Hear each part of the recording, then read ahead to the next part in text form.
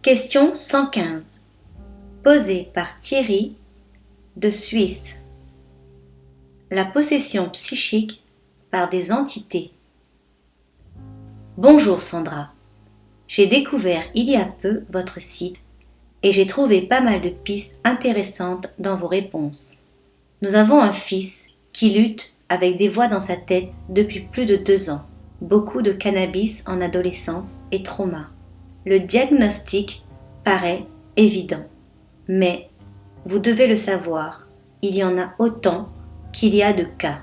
Ces voix le soumettent et répondent à sa place quand elles se manifestent à lui. Elles lui polluent l'esprit et l'épuisent. Il est extrêmement conscient de la problématique. Il y a une très légère médication et mis à part cette souffrance subie par les voix, c'est un garçon adorable qui essaye d'avancer et de gagner cette guerre dans sa tête. Nous l'accompagnons de notre amour, de notre écoute, de bien-être, de calme. Quelle piste faut-il creuser? Si d'aventure, vous trouviez un instant pour lire ce mail et apporter une piste. En attendant, From Switzerland with love. Car l'amour est l'énergie que nous savons le plus lui apporter. Thierry. Bonjour Thierry.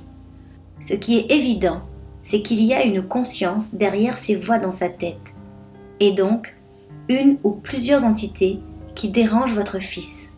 Ces entités habitent le plan astral ou surmental et sont entrées dans son psychisme via une ouverture, une faille. Certaines failles deviennent actives via des traumatismes, et parfois, la drogue est aussi un déclencheur. En effet, les failles peuvent être activées de plusieurs façons. Ultimement, si cette situation dans sa globalité se produit, c'est qu'il y a une évolution psychique à aller chercher. Incontestablement, l'esprit de la personne est d'accord avec ce qui se passe. L'esprit utilise parfois ce type d'événement pour que l'ego parvienne à colmater sa faille. Cette faille peut être là depuis bien longtemps déjà, parfois depuis plusieurs vies. Celle-ci est souvent liée au besoin de l'ego à apprendre à ne plus être pénétrable dans son psychisme. Comment colmater une faille? Le rapport de force de l'ego doit devenir total. Dans ce cas, cela veut dire qu'il ne doit jamais laisser l'entité prendre le dessus sur lui, ni dans ses attitudes, ni dans sa parole.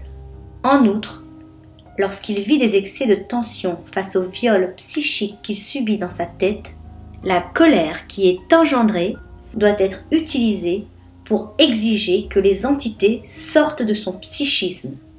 Cela peut être fait via la pensée télépathique vers les entités, ou alors via la parole audible si cela ne vient pas perturber les individus dans son environnement.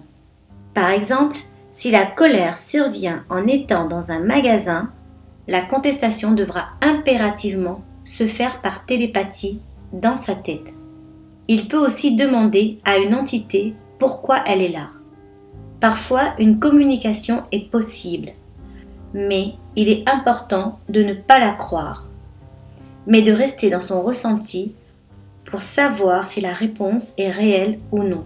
Il doit être su que ce travail doit être fait jusqu'à l'expulsion de l'entité, souvent pendant des mois ou des années.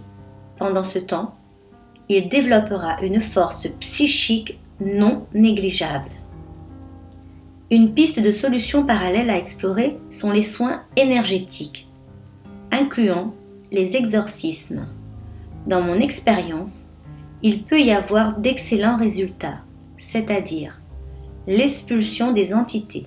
Toutefois, si la personne n'a pas fait le chemin psychique nécessaire par rapport aux besoins de l'esprit, cela pourrait ne pas fonctionner. Ainsi, l'entité ne sortirait pas, ou alors elle serait remplacée par une autre. En cas de difficulté, il est important que l'ego n'abandonne pas et qu'il continue le travail personnel pour enfin pouvoir un jour cesser de vivre ces interférences. Je lui souhaite tout le meilleur. Au plaisir. Sandra Vimon. Cet article est extrait du site www.supramental.biz. Voix narrative, Ella.